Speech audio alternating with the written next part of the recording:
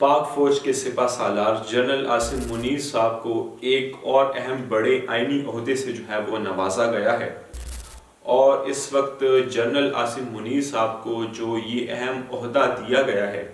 اس عہدے پر وہ تا حیات وہ براجمان رہیں گے۔ کی تاریخ میں جو فیلڈ مارشل کا عہدہ ہے، یہ صرف 2 جرنیلوں کو وہ ملا ہے۔ اس سے پہلے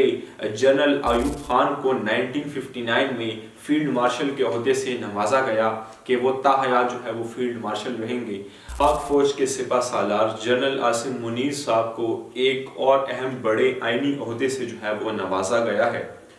اور اس وقت جنرل عاصم منیر صاحب کو جو یہ اہم عہدہ دیا گیا ہے، اس عہدے پر وہ تا حیات وہ براجمان رہیں گے۔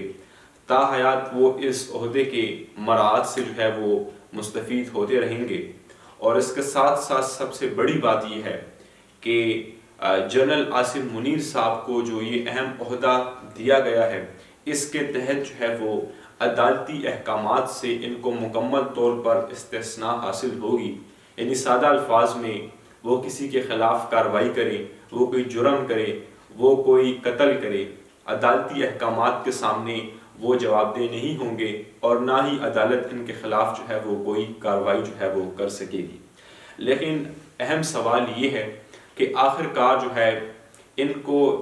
ایسے کون سے بڑے عہدے سے وہ نوازا گیا ہے کہ جس کے تحت ان کو عدالتی احکامات سے بھی استثناء حاصل ہوگی، اور اس کے ساتھ ساتھ وہ تا حیات وہ اس عہدے پر وہ براجمان رہیں گے۔ تو اگر دیکھا جائے تو پاکستان میں کئی دنوں سے وہ 27ویں آئینی ترمیم کا معاملہ زیر بحث تھا، جس میں حکومت کے ساتھ ساتھ دیگر اتحادی اور اپوزیشن جماعتیں نے بڑا ایک مؤثر انداز میں انہوں نے ایک کردار ادا کیا۔ وہ بڑے متحرک اور سرگرم رہے اس 27ویں آئینی ترمیم کے معاملے کو لے کر، اور جہاں ایک جانب وہ حکومت کی جانب سے 27ویں آئینی ترمیم کا خاکہ تیار کیا گیا اور اس کو حتمی شکل دینے کے لیے اقدامات شروع کیے گئے، تو عین اسی دوران دوسری جانب دیگر اتحادی اور اپوزیشن جماعتوں کی جانب سے 27ویں آئینی ترمیم میں کچھ اہم ترامیم اور تجاویز بھی وہ سامنے آئی۔ لیکن بہرحال اس تجاویز پر آیا غور کیا گیا یا اس کو مکمل طور پر نظر انداز کیا گیا، وہ ایک الگ بات ہے۔ لیکن حکومت کی جانب سے جو 27ویں آئینی ترمیم پیش کی گئی، اس کے خاکے میں یہ باقاعدہ طور پر تجویز کیا گیا کہ پاکستان کی جو 3 مسلح افواج ہیں، بری فوج، فضائی فوج اور بحری فوج، ان کے درمیان ہم آہنگی کو بڑھانے کے لیے، ان کے مابین کوارڈینیشن کو مزید مضبوط کرنے کے لیے ایک نیا آئینی عہدہ چیف آف ڈیفنس فورسز کا عہدہ وہ متعارف کرایا جا رہا ہے۔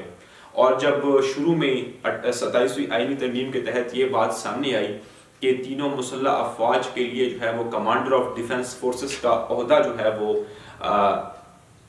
بنایا جا رہا ہے، یہ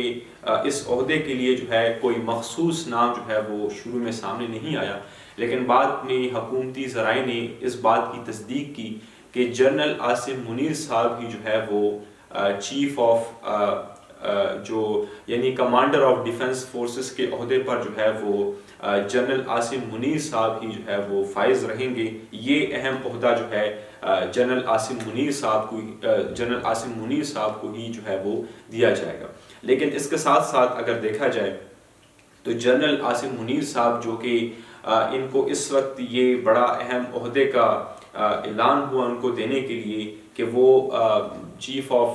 ڈیفنس فورسز ہوں گے، تو اس کے ساتھ ساتھ ان کے ساتھ ایک اہم بڑا عہدہ وہ فیلڈ مارشل کا بھی ہے، اور فیلڈ مارشل کا عہدہ ان کو حالیہ پاک بھارت کی کشیدگی کے بعد ان کو اس عہدے سے وہ نوازا گیا۔ فیلڈ مارشل بنیادی طور پر وہ ایک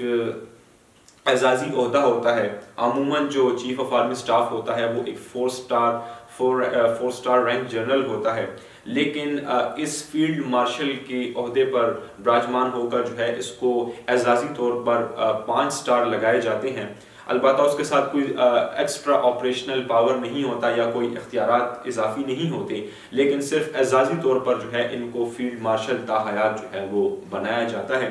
لیکن اس 27ویں آئینی ترمیم میں جنرل عاصم منیر صاحب کو اور اس کے ساتھ ساتھ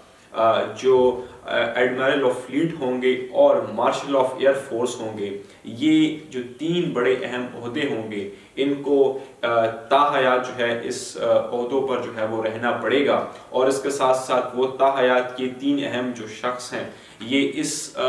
عہدے پر جو ہے وہ فائز رہے کے مراعات سے جو ہے وہ مستفید بھی ہو سکیں گے، اور اگر دیگر اہم تقریبات ہوں گے وہ اس پہ جو ہے وہ باقاعدہ طور پر یونیفارم پہن کر آ بھی سکتے ہیں، اور اس کے ساتھ ساتھ جو ہے وہ تاحیات جو ہے وہ اس عہدے کے مراعات سے جو ہے وہ مستفید ہوتے رہیں گے۔ جو 3 اہم عہدے ہیں کہ جس میں ایک جو ہے وہ فیلڈ مارشل کا ہے جو اس وقت جنرل عاصم منیر صاحب ہیں، اس کے ساتھ ساتھ جو ہے وہ ایڈمرل آف فلیٹ ہیں جو بری فوج میں ہوتے ہیں، جو بحری فوج میں ہوتے ہیں، اور فضائی فوج کے جو مارشل آف ایئر فورس ہیں۔ یہ 3 افراد جو ہیں یہ تاحیات جو ہے اس عہدے پر براجمان رہیں گے، اور ان تینوں عہدوں پر براجمان جو یہ افراد ہیں ان کو عدالتی احکامات سے جو ہے وہ مکمل طور پر جو ہے وہ استثناء حاصل ہوگی۔ لیکن یہاں پر اس وقت کئی سوالات جو ہے وہ اٹھائے جا رہے ہیں کہ اگر دیکھا جائے تو پہلے جو ہے وہ 3 جو مسلح افواج ہیں جس میں بحری فوج ہے، بری فوج ہے اور فضائی فوج ہے، تو ان کے درمیان کوارڈینیشن کو انشور کرنے کے لیے جو ہے وہ